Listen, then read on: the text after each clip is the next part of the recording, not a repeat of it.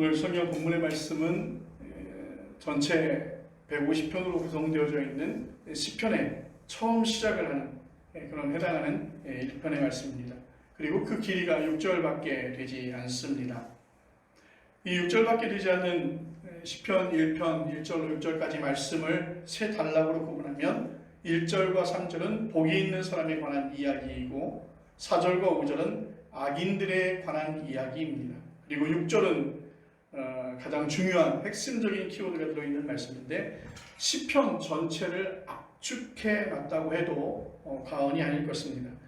무릇 의인들의 길은 여호와께서 인정하시나 악인들의 길은 망하리로다.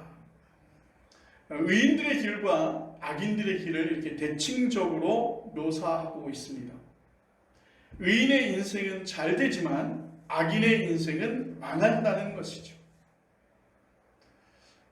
이런 말씀을 듣게 되면, 또한 이런 성경의 말씀을 듣게 되면 어떤 사람은 위로가 되겠으나 어떤 사람에게는, 특히 교회를 다니지 않거나 신앙생활을 하지 않거나 또한 믿음이 내 안에 와 닿지 않는 분들은 오늘 이 성경 말씀을 들으면 매우 불편하고 종교적인 독단으로 들릴 것입니다. 시편 1편은 어떻게 보면 그 예수 믿는 사람들, 그 안에 있는 사람들, 자기들끼리 가지고 있는 어떤 신앙의 어떤 결집체인 것처럼 그렇게 보여지는 것이죠. 다르게 말하면 예수 믿으면 복을 받습니다. 예수 믿으면 의로운 사람이 될 수 있습니다. 하나님을 믿는 사람은 의로운 사람들입니다. 그래서 하나님을 믿는 사람들은 복이 임할 것입니다. 이런 유의, 어떻게 보면 기복신앙인 그런 모습을 보이는 왜곡된 독단처럼 그렇게 들려질 수 있다는 것이죠. 시편 1절로 1절은 이렇게 시작합니다. 복 있는 사람은 이런 말로 시작을 하고 있습니다. 이 단어의 원어인 히브리어 아스레를 정확하게 번역하면 복이 있기를 바란다 라고 하는 기원이죠. 당신에게 복이 있기를 바랍니다. 당신에게 복이 있기를 바랍니다. 마태복음 5장 3절의 헬라어 마카리오이라고 하는 이 단어도 똑같은 뜻입니다. KJV는 시편 1절로 1절의 아스레와 마태복음 5장 3절의 마카리오이를 똑같이 이렇게 번역했는데 성스러운, 거룩한 이런 뜻으로 번역을 하고 있죠. 복이 임하게 될 사람의 특징이 1절에는 부정문으로 2절에는 긍정문으로 이렇게 표현하고 있습니다. 부정문으로는 세 가지를 언급하고 있는데 악인들의 꾀를 따르지 않는다. 죄인들의 길에 서지 않는다. 오만한 자들의 자리에 앉지 않는다. 이것이 부정문으로 기록되어져 있는 세 가지 말씀이에요. 악인들의 꾀를 따르지 않는다. 죄인들의 길에 서지 않는다. 그리고 오만한 자들의 자리에 앉지 않는다. 레사임, 여기서 말하고 있는 악인들은 하나님을 따르지 않는 이들이며 죄인들은 실제로 죄를 범한 사람들이고 오만한 자들은 다른 이들을 조롱하는 자들이라는 것이죠. 그런 사람들과 내가 인생길을 함께하지 않겠다는 어떻게 보면 각오일 수 있습니다.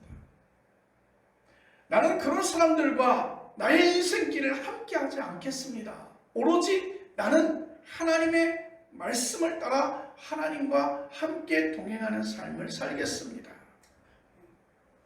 그러니까 오늘 시편의 이 말씀은 그런 사람들과 인생을 나누지 아니하고 그런 사람들과 말을 하지 않고 그런 사람들에게 치우치지 않는 그런 사람들에게는 복이 내리기를 바란다 라고 하는 시편 기자의 생각인 것입니다. 1절에 열거된 악인과 죄인과 오만한 자 중에서 가장 나쁜 사람들을 설명한다면 오만한 사람들이죠. 악인과 죄인을 우리가 굳이 설명하면 인간적인 실수, 그러니까 닥쳐오는 것에 의해서 어쩔 수 없이 아니면 갑자기 실수한 인간적인 실수라고 한다면 오만한 자의 잘못은 자기를 심판자의 자리로 높인다라고 하는 의미를 가지고 있습니다. 악인과 죄인은 자신의 잘못을 인정하지만 오만한 자는 자신의 잘못을 인정하지 않을 뿐 아니라 인식하지 못한다는 데서 그 위험성이 더 크다는 것입니다. 그래서 기독교 신앙도 죄의 본질은 뭐라고 말합니까? 휘브리스, 죄의 본질은 교만이다, 그렇게 말하고 있습니다. 교만은 자기의 사랑이고 자기 연민이자 자기 집중인 것입니다. 교만은 살아가면서 행하는 단순한 시행착오가 아니라 자기를 삶의 중심에 두는, 온 우주의 중심이 내게 맞춰져 있는 그런 삶의 태도이기에 다른 사람을 종종 조롱하거나 무시하고 혐오한다는 것이죠. 이렇게 다른 사람을 비판하거나 논쟁하면 절대 안 된다는 말이 아닙니다. 교회에서나 정치의 영역에서도 비판할 대상이 있으면 반드시 비판해야 되겠죠. 우리는 그런 사람들이 있습니다. 좋은 게 좋다는 식으로 그렇게 넘어가는 게 교회 안에서 바람직할 것인가? 좋은 게 좋다고 생각하고 그냥 넘기다 보면 결국에는 신앙에 있어서도 우리는 불의와 타협하거나 왜곡된 신앙을 그대로 받아들일 수 있다는 것입니다. 그러나 오늘 성경에서 말하고 있는 비판과 조롱은 다르다는 것이죠.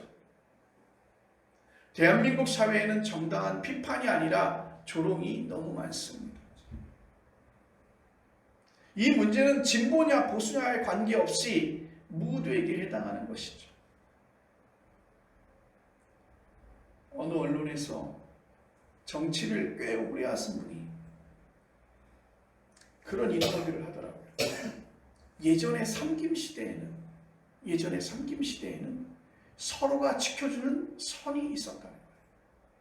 그런데 지금은 아무리 같은 당이라고 할지라도 내게 유익이 되지 않는다면 얼마든지 공격하거나 얼마든지 비밀을 바깥으로 유출하거나 또 그리고 조롱하거나 비난하는 일들이 있다는 것입니다. 이렇게 비일비재하게 이러한 사건과 이러한 일들이 우리 주변에 일어나고 있다는 것입니다. 물론 그분들의 행위나 결정 선택을 비판할 수는 없지만 조롱하지는 말아야 될 것입니다. 조롱하는 사람이 그분들보다 더 큰 잘못을 범한다는 사실들을 우리는 이 시간 깨달아야 될 것입니다. 우리 스스로 인생을 살아가다 보면 그런 시각을 가지고 종종 잘못하죠. 어떤 것에 대해서 비판하다가 그것에 대해서 조롱하는 수준까지 이르게 될 때가 있습니다. 그럴 가능성이 없지 않기에 정당하고 필요한 비판인지 아니면 조롱하면서 자기를 높이려고 하는 것인지 우리들 스스로에게 계속해서 질문하고 물어야 될 것입니다. 하물며 성경은 남을 조롱하고 무시하는 교만한 삶의 태도가 가장 큰 잘못이라고 말하고 있습니다. 여기에서 그 이유는 모든 사람이 하나님의 자녀라는 사실을 부정하는 행위라는 것이죠. 우리가 어떤 일을 조롱하거나 어떤 일을 비난할 때 그도 하나님이 창조하신 하나님의 피조물, 위대한 피조물이라는 것이죠. 하나님의 자녀라는 사실을 부정하는 그 행위가 바로 그들을 비난하고 조롱하는 행위입니다. 믿음이 좋다고 신앙생활을 잘한다고 교회에 섬김을 잘한다고 그럼에도 불구하고 그 오류 중에 하나는 하나님을 믿지 않는 사람들을 하나님의 자녀로 인정하지 않는다는 것입니다. 여러분, 교회 밖에 있는 사람도 하나님의 자녀인 것입니다. 하나님이 창조하신 하나님의 피조물이라고 하는 것이죠. 단지 그들이 깨닫지 못하고 그들이 알지 못해서 교회 안으로 들어오지 못하고 하나님을 믿지 못하는 것이기 때문이죠. 그렇지만 그들은 하나님이 만드신 하나님의 피조물이라는 사실을 여러분 꼭 기억하시길 바랍니다. 세상 만물은 물론이고 모든 사람은 다 하나님의 창조물이라는 사실을 우리 꼭 기억하시길 바랍니다. 하나님의 사랑과 은총이 내려야 할 사람들이라고 하는 것이죠. 모두가 하나님 보시기에 참 유일하고 참 소중한 그러한 존재예요. 요즘에는 어떤 정보를 얻으려고 하면 제일 먼저 이렇게 검색하는 게 유튜브예요. 유튜브에는 영상까지 같이 올라와 있어요. 가끔가다 영상을 보면서 이렇게 보면 동물이, 그러니까 짐승이 새끼를 갖게 되고 그 새끼를 출산하는 장면들이 아주 리얼리티하게 이렇게 방영이 되어져요. 그 장면을 보면 어떻게 저렇게 눈, 코, 입 엄마 아빠를 닮아서 저 모양대로 나올까? 한 번도 출산의 경험이 없는 그 어미가 막 출산한 그 새끼를 보듬어 주면서 계속 핥아주는 거예요. 그걸 하지 않으면 그 새끼는 체온을 잃게 되고 결국엔 죽을 수밖에 없어요. 어떻게 알고 그 태만을 먹을까? 그 새끼에게 그 태만을 걷어주면서 핥아주면서 그 새끼는 처음으로 탯줄을 통해서 호흡을 하다가 이제 처음으로 자신의 폐를 통해서 호흡을 하기 시작을 하는 거죠. 그리고 그 어미는 그 태만을 먹으면서 아이를 출산하면서 생기는 영양 손실 이러한 것들을 보충하게 된다는 것이죠. 볼 때마다 너무나도 신기합니다. 가르쳐주지 않았어요. 가르쳐주지 않았지만 본능적으로 행동하는 그 모습을 보면서 하나님의 창조는 참으로 오묘하다. 어떻게 저런 모습으로, 어떻게 저런 환경 가운데 저렇게 창조하셨을까? 하물며 하나님께서 생명으로 불어넣으신 창조하신 사람, 하나님의 사람에게는 하나님의 사랑과 은총이 흐르고 있다는 사실을 여러분 기억하시길 바랍니다. 하나님의 창조와 사랑과 생명 안에서 우리는 모두 하나라고 할 수 있는 것입니다.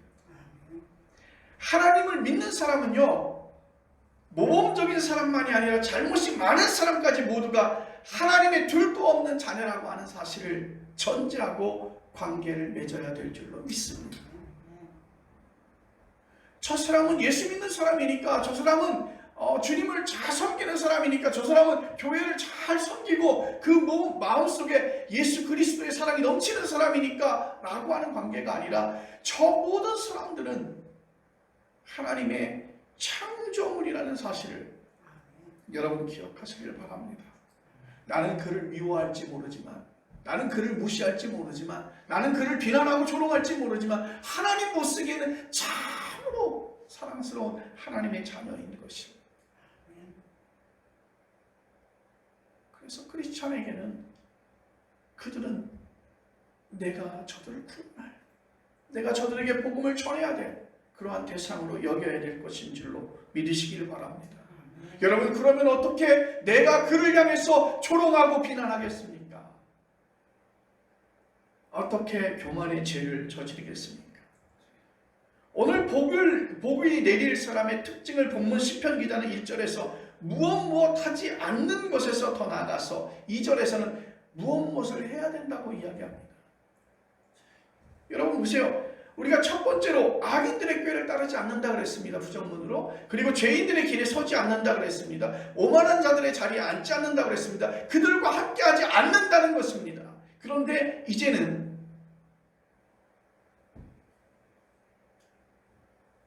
무엇을 해야 하는지를 설명하고 있습니다. 율법을 즐거워하고 그 율법을 밤낮으로 묵상하는 것입니다. 여러분, 1절이 부정문과 2절의 긍정문이 깊이 연관이 되어져 있는데, 오만한 자들의 자리에 앉지 않으려면 그 사람의 내면이 어떤 힘으로 충만해야 할까? 시편 기자에게 그 어떤 힘은 바로 율법이었습니다. 율법으로 사람을 판단하는 율법주의자가 되라는 말씀이 아니지요. 율법을 문자적으로 지키면 율법주의자가 되지만 율법의 근본 구도정신의 태도로 그 말씀을 따르는 사람은 율법을 즐거워하고 율법을 밤낮으로 묵상하는 사람이 된다는 것이죠. 어느 날 가끔 어느 노래를 이렇게 부르게 돼요.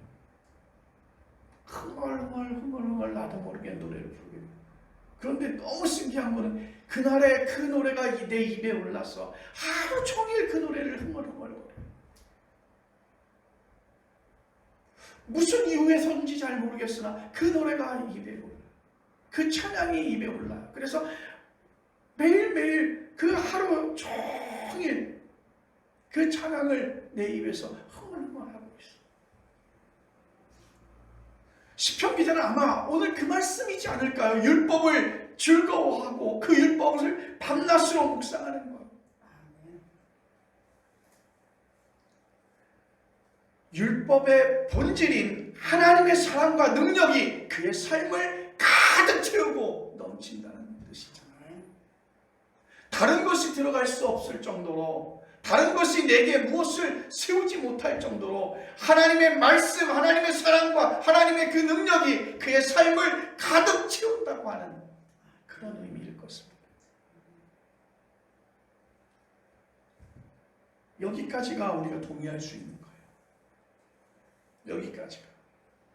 생각해 보세요. 여기까지 우리가 동의할 수 있어요.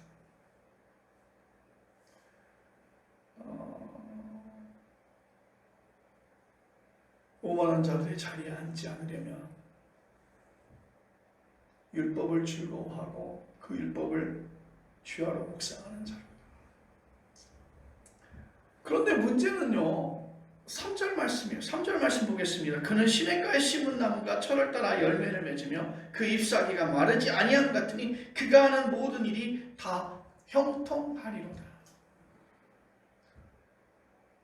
이 문장은 한마디로 가리키고 있는 것이 뭐냐면 내가 무엇을 생각하든지 내가 무엇을 행하든지 그 모든 일들이 형통하다는 거예요. 이런 인생을 살면 얼마나 좋겠습니까? 이런 인생을 살면 얼마나 좋을까요? 여러분, 내가 생각하기만 하면 그 일이 이루어지고요. 내가 말하기만 하면 그 일이 이루어지고요. 내가 꿈을 꾸기만 하면 그 일이 이루어진다는 것이잖아요.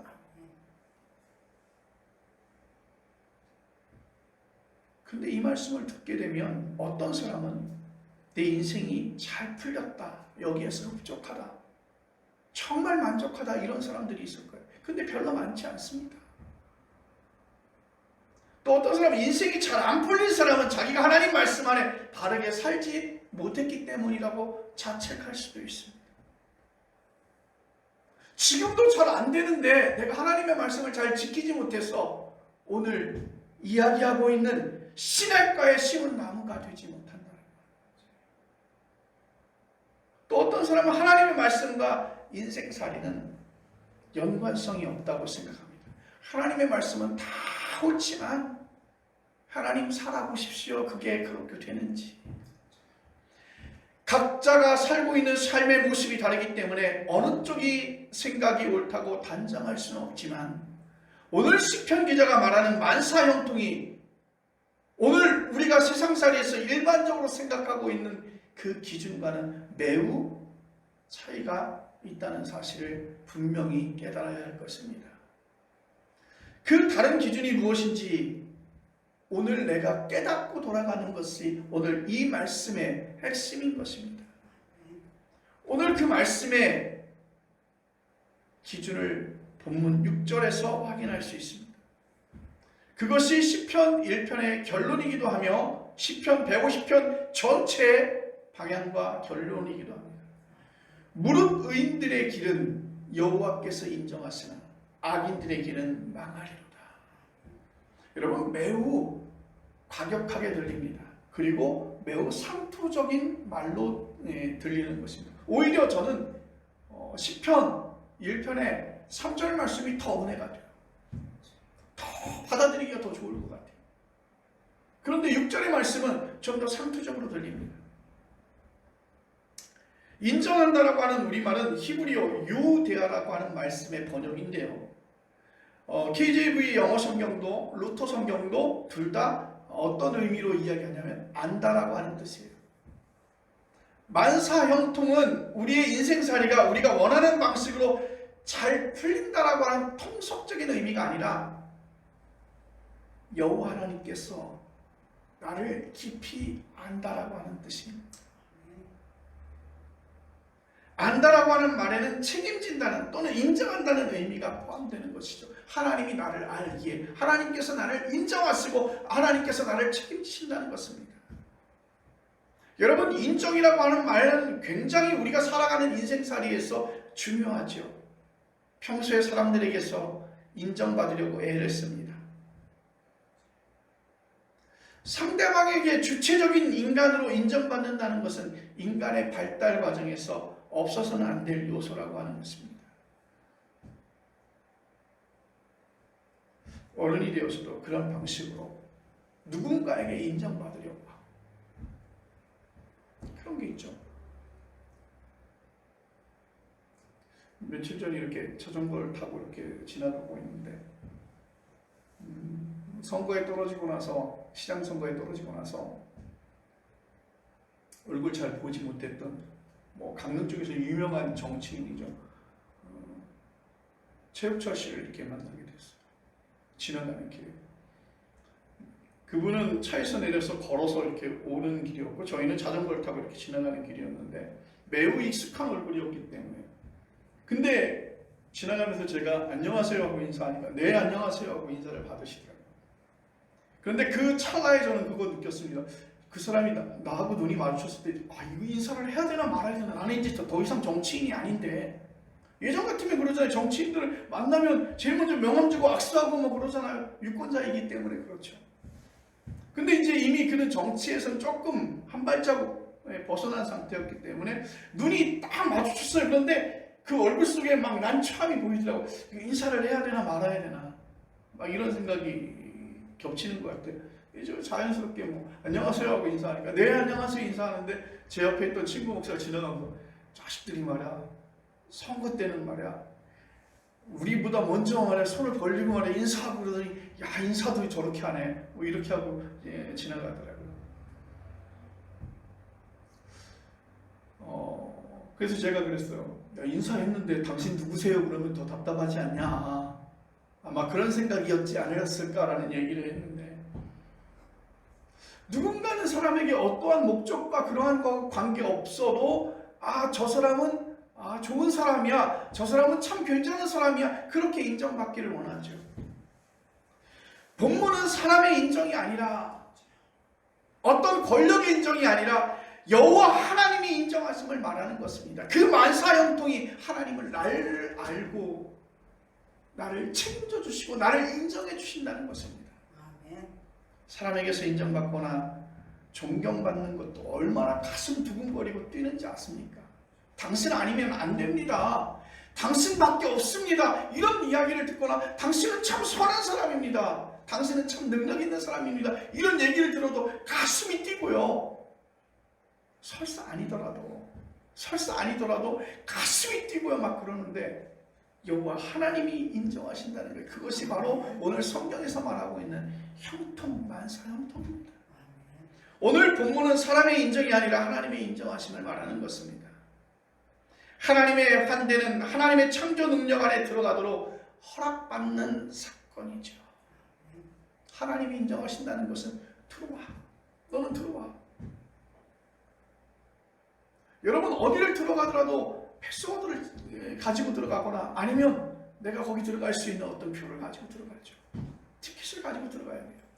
그런데 하나님께서 환대하신다는 건 들어오라는 거예요. 여러분 은행 가서도요. 볼일 이렇게 보는데 거기 은행원에 누가 아는 사람이 있어. 아유 목사님 오셨어요. 이리 오세요. 이러면 괜히 기분이 우쭐해지잖아요. 그런데 하나님께서 나를 환대하신다는 거예요. 하나님의 창조 능력 안에 들어오도록 허락받는다는 것입니다. 그것이 바로 생명의 창조주이자 주인이신 하나님께서 우리를 인정하신다는 말씀과 그 맥을 같이 하고 있다는 것입니다. 우리의 인생사에서 우리가 걸을 수 있는 것과 우리가 하나님 앞에서 살아갈 수 있다는 것, 그리고 우리는 사람이기에 죽음을 인식하면서 살아가고 있다는 것이죠. 나 자신에게서 자유로워지고 다른 사람에게서 자유로워지는 것입니다. 여러분 죽음을 생각하면 무엇이든 여러분 가능하지 않습니까? 내가 욕심을 막 부리는데 내가 내일 죽을 것 같으면, 내가 내일 죽는다고 한다면 그 욕심 부리겠습니까? 세상에 그것밖에 없다고 이야기하고 그것이 정말 중요하다고 얘기했지만 죽음이 닥쳐오면 그것이 별 의미가 없어요.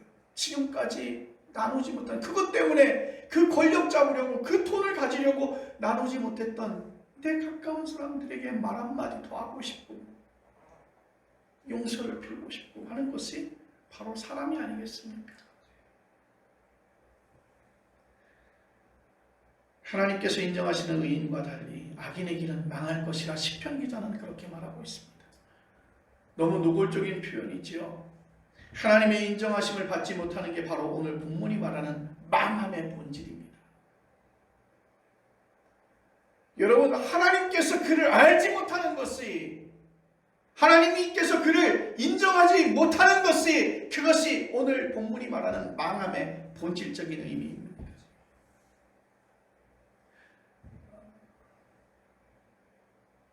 설교자로서 망하는 일이 무엇입니까? 하나님의 말씀으로부터 생명을 경험하지 못하고 경험하지 못한 생명의 말씀을 우리가 증거하지 못한다는 것이죠. 말씀의 침묵이죠. 여러분, 믿음 생활하면서 하나님 말씀에는 관심이 가지 않고 하나님 말씀에 관심이 멀어지니 당연히 사람의 생각과 사람의 의도에 우리는 목을 매게 되는 것입니다. 그것이 바로 망하는 것이에요. 오늘 본문 4절과 5절은 악인의 삶을 이렇게 말합니다. 악인들은 그렇지 아니하며 오직 바람에 나는 겨와 같도다. 그러므로 악인들은 심판을 견디지 못하며 죄인들이 의인들의 모임에 들지 못하리로다. 아멘. 여러분 예전에 해보셨잖아요. 이렇게 곡식을 가져오면 그것을 이렇게 저 키를 가지고 까부르면 바람에 의해서 그 가벼운 겨는 날아가고 그 쌀만, 알맹이만, 열매만 남잖아요. 바람에 나는 겨와 같도다. 악인들은 삶의 중심이 잡히지 않아서 자고 우면하고 일희일비하면서 인생을 살아가게 됩니다. 죽음의 심판 앞에 불안해지게 되죠. 하나님의 말씀이 귀에 들리지 않아서 율법을 즐거워하는 의인들의 모임에 가고 싶은 생각이 들지 않는 것입니다. 그래서 시편 기자는 여호와께서 인정하는 의인의 길을 가라고 강력하게 촉구합니다. 여러분 교도소에 가서 보세요. 물론 그들이 교도소에 나와서 어떤 삶을 사는지는 잘 알지 못하겠어요. 그런데 교도소에 가서 예배를 이렇게 드려보면요, 그들이 얼마나 간절하게 하나님 앞에 예배 드리는지는 알겠어요. 간접적으로 죽음을 경험한 것이지 않을까요? 간접적으로 내가 여기서 아무리 노력해도 가질 수 없는 게 있다는 사실을 깨닫는 순간에 우리는 하나님 앞에 집중하지 않을까요? 그것이 바로 생명을 얻는 길, 곧 참된 행복에 이르는 길이라는 것이죠. 오늘 시편이 말하는 하나님의 인정하심, 예수 그리스도를 통해서 우리 크리스찬들에게 구원의 현실이 되었다는 사실을 여러분 믿으시기를 바랍니다.